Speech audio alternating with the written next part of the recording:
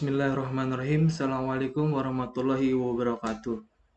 Di sini saya akan menjelaskan penyelesaian soal menggunakan MATLAB dari mata kuliah Perencanaan Sistem Proses Kimia dengan nama kelompok Anggun Bunga, Dias Afifa, saya Alif Yuzaki Fadila, Fira Rahmawati, dan Valentinus Enrico.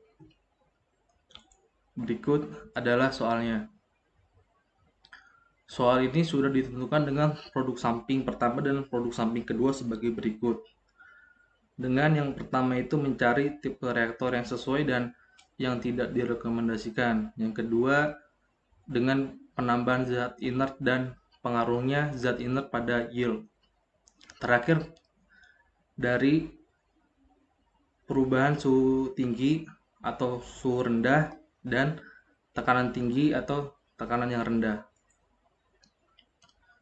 Di sini digunakan perkiraan suhu 400 Kelvin dengan nilai Ca dan Cb sesuai dengan masukan tersebut.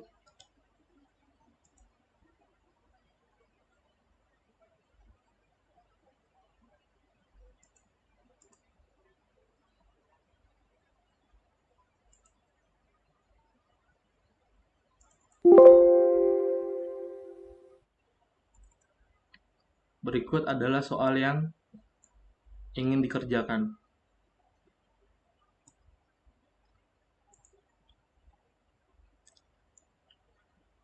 Di sini kita pertama-tama menggunakan nilai Ca yang tinggi dan nilai Cb-nya juga dengan nilai 1 dan juga 1 juga. Nah, dalam perhitungan ini menghasilkan selektivitas rata-rata yaitu 0,86.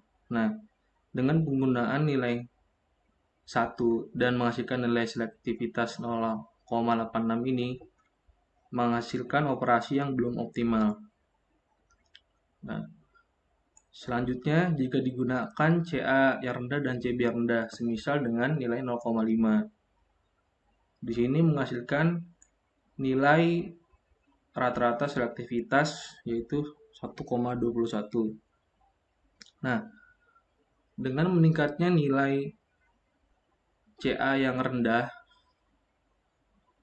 dan nilai Cb yang rendah juga akan meningkatkan nilai selektivitas.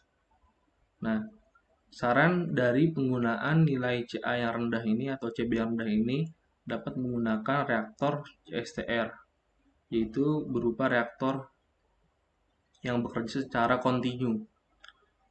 Nah, di sisi lain dalam penggunaan reaktor yang kontinu, aliran akan bekerja kan secara terus-menerus sehingga dihasilkan yield yang maksimal juga. Nah, semisal jika menggunakan nilai Ca yang tinggi dan Ca rendah, semisal nilai Ca ini 1 dan nilai Cb-nya 2. Nah, di sini akan menghasilkan nilai selektivitas yang rendah, yaitu nilai Ca tinggi dan Cb yang rendah ini menghasilkan operasi yang tidak optimum.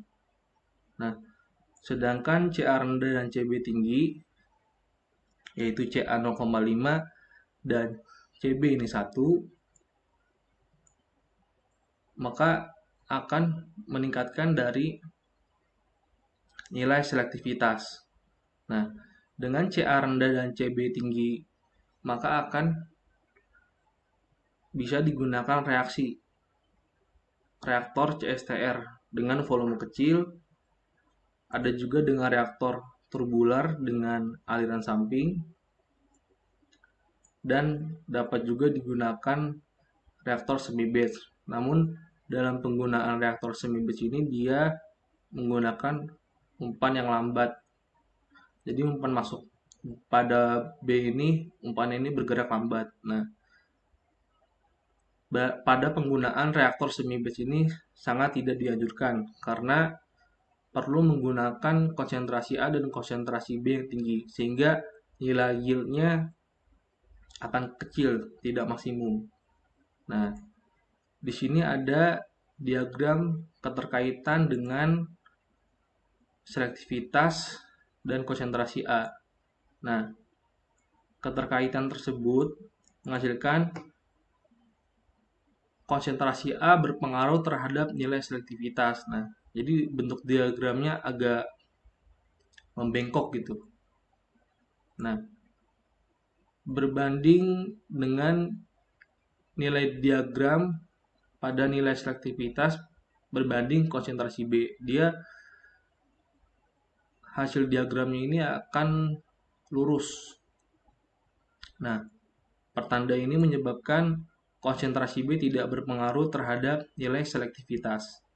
Nah, nilai selektivitas ini yaitu merupakan nilai yang diperlukan seperti halnya contoh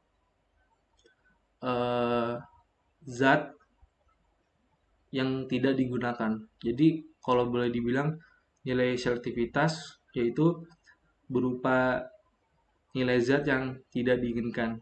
Jadi ketika nilai selektivitasnya ini semakin tinggi, maka hasil produk yang diinginkan juga semakin besar nilai yieldnya.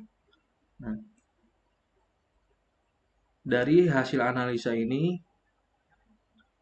nilai selektivitas tinggi didapatkan dari nilai CA rendah dan nilai CB tidak berpengaruh terhadap selektivitas. Nah, untuk meningkatkan maksimum yield, maka perlu untuk penambahan inert dan juga reaktor yang sesuai untuk reaksi ini. Tadi kita sudah sarankan reaksi CSTR, kemudian ada reaksi turbular. Tapi dengan rasio recycle yang besar. Jadi ketika produk yang telah masuk dari reaktor tubular ini, ketika tidak sesuai spesifikasi, maka akan diputar kembali, di recycle kembali agar sesuai dengan spesifikasinya.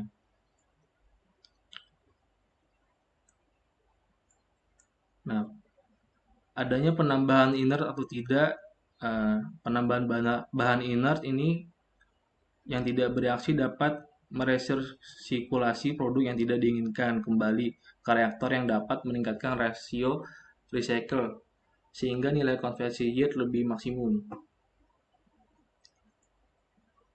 Nah, berikut pengaruh suhu terhadap yield yang dapat ditunjukkan dengan rumus tersebut.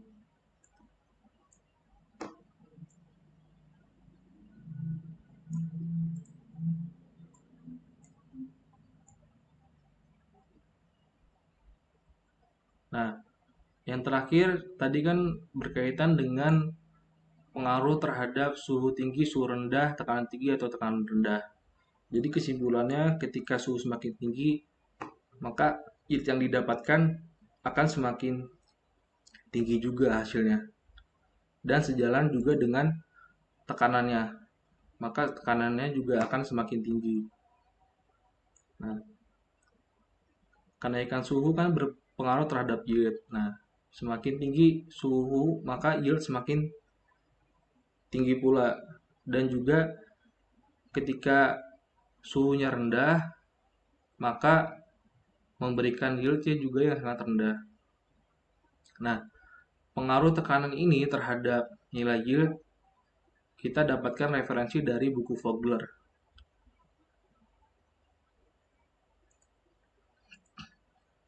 Nah,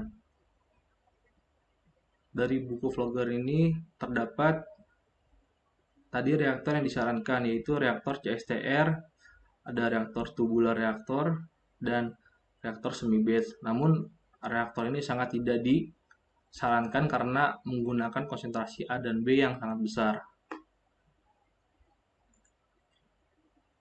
Mungkin itu saja yang bisa saya sampaikan.